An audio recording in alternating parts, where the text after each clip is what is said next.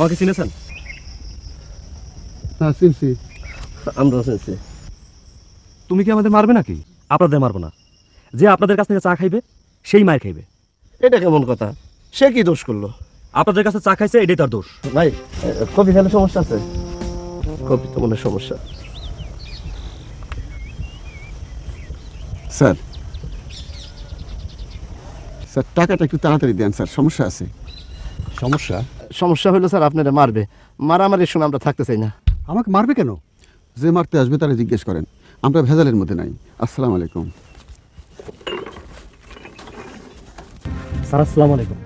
ওয়ালাইকুম আসসালাম। স্যার ভালো আছেন? হ্যাঁ ভালো। স্যার মুখে দিয়েছেন? না। জানে বাঁচলেন, আপনি ভাগ্যবান লোক।